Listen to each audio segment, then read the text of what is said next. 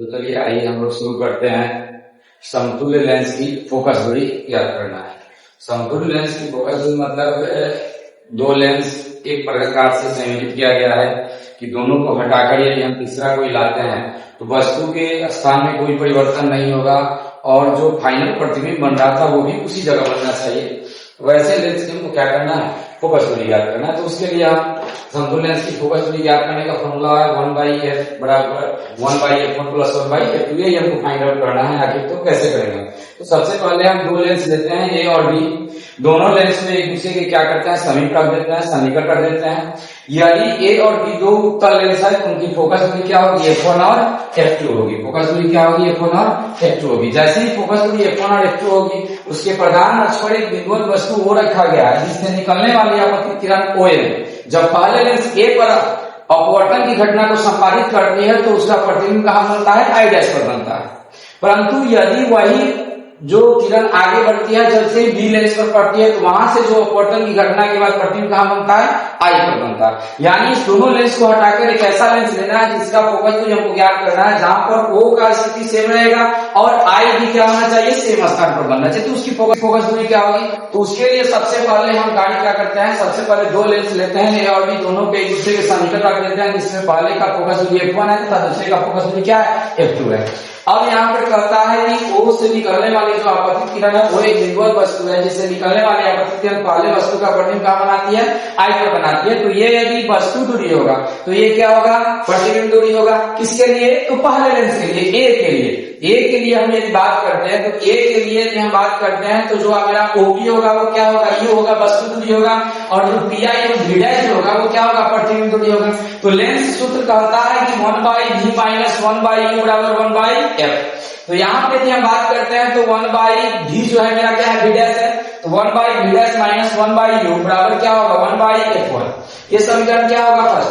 परंतु यदि दूसरे लेंस में प्रतिबिंब I पर बनता है तो किसका प्रतिबिंब बनता है, I' का बनता है, ना कि O का बनता है। यदि दूसरा लेंस नहीं होता तो प्रतिबिंब कहां बनता, I' पर बनता। लेकिन दूसरे लेंस के कारण I' को खिसकाकर कहां लाया जा रहा है, I पर लाया जा रहा है। यानी हम कल्पना करेंगे कि जो I' होगा वो मेरा क्या होगा, दूसरे लेंस के लिए वस्तु होगा और पहले के लिए क्या होगा, वो प्रतिबिंब दूरी होगी। तो उस कंडीशन में I' को खिसकाकर कहां लाया जाता है, I पर लाया जाता है। तो दूसरे लेंस के लिए अपवर्तन के कारण क्या होगा, I' प्रतिबिंब कहां बनेगा, I पर बनेगा। I' का प्रतिबिंब I पर बनेगा।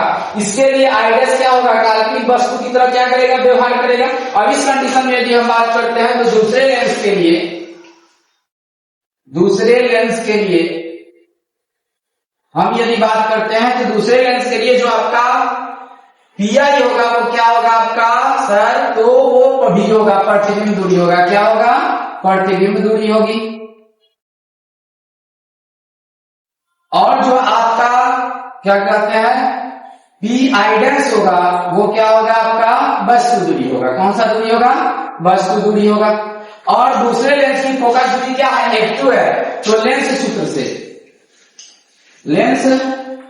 सूत्र से हम निकालते हैं तो क्या आता है, 1/v माइनस 1/u बराबर 1/f। दूसरे लेंस से तो क्या होगा, 1/v माइनस 1/v' बराबर 1/f2।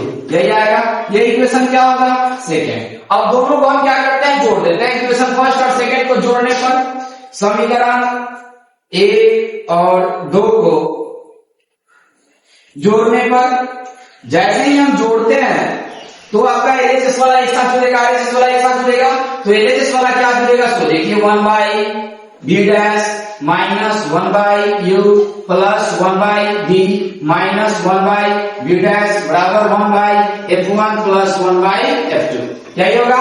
अब देखिए V' खत्म हो जाएगा क्योंकि ये प्लस में है माइनस में, तो फाइनल तो आपका बचेगा वो क्या बचेगा, सो देखिए 1/v माइनस 1/u बराबर 1/f1 प्लस 1/f2। यही आएगा। अब हम बात करते हैं समतुल्य लेंस की। दोनों लेंस को हटाकर एक ऐसे लेंस लेते हैं जिसकी फोकस दूरी क्या है, फोकस दूरी आपका f है और वस्तु दूरी आपका u होगा और प्रतिबिंब दूरी क्या होना चाहिए, v होना चाहिए। तो उस कंडीशन में हमारा जो निकलेगा वो प्रतिबिंब दूरी क्या होगा, प्रतिबिंब दूरी मेरा v होगा और वस्तु दूरी क्या होगा, u होगा। वस्तु दूरी होगा। अब हम बात करते हैं तो क्या होगा, 1/v माइनस 1/u बराबर 1/f। अब इससे यदि इस समीकरण की तुलना करते हैं, इसको मान लेते हैं समीकरण 4 और ये मेरा समीकरण क्या था 3, तो समीकरण 3 और 4 से 3 और 4 से मेरा जो फाइनल रिजल्ट आएगा 1/f बराबर 1/f1 प्लस 1/f2 यही आएगा। अब ध्यान से देखिए, इसके बारे में लिखना होगा तो हम क्या लिखेंगे, तो हम पहले लिखेंगे माना कि ए और बी दो उत्तल लेंस है तथा दोनों की फोकस दूरी क्रमशः f1 और f2 है, जो दोनों एक दूसरे के संपर्क में रखा गया है। उसके प्रधान अक्ष पर एक बिंदु O स्थित है जिसका पहले लेंस के द्वारा बना प्रतिबिंब क्या है, I डैश है। तो पहले लेंस के लिए जो V डैश होगा वो क्या होगा, प्रतिबिंब दूरी होगा, और ये क्या होगा, वस्तु दूरी होगा। तो लेंस सूत्र से निकलेगा 1/v डैश माइनस 1/u बराबर 1/f1। दूसरे लेंस से यदि अपवर्तन होता है तो I डैश का प्रतिबिंब कहां बनता है, I पर। O का प्रतिबिंब नहीं बन रहा है, I डैश का प्रतिबिंब कहां बन रहा है, I पर। यानी I डैश को खींचकर कहां लाया जा रहा है, तो I पर लाया जा रहा है। तो उसके लिए हम बात करते हैं, तो दूसरे लेंस के अपवर्तन के कारण जो I डैश का प्रतिबिंब कहां बनेगा, I पर बनेगा।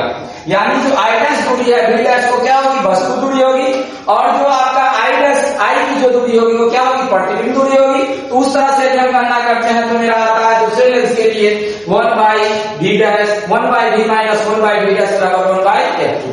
अब इस दोनों समीकरण को हम जोड़ देते हैं तो मेरा फाइनल रिजल्ट आता है 1/f बराबर 1/f1 प्लस 1/f2। ये जो होगा आपका वो समतुल्य लेंस, जो दोनों लेंसों को हटाकर एक लेंस लगाएंगे जिसकी फोकस दूरी क्या होगी, f होगी। उसको ज्ञात करने के लिए हम क्या करते हैं, 1/f बराबर 1/f1 प्लस 1/f2। अब इसकी क्षमता की बात करता है तो इसकी क्षमता जो होती है इस दोनों लेंसों की क्षमता के योगफल के क्या होगा, बराबर होगा। जो भी समतुल्य लेंस की क्षमता होगी वो इस दोनों लेंसों की क्षमता के योगफल के क्या होगा, बराबर।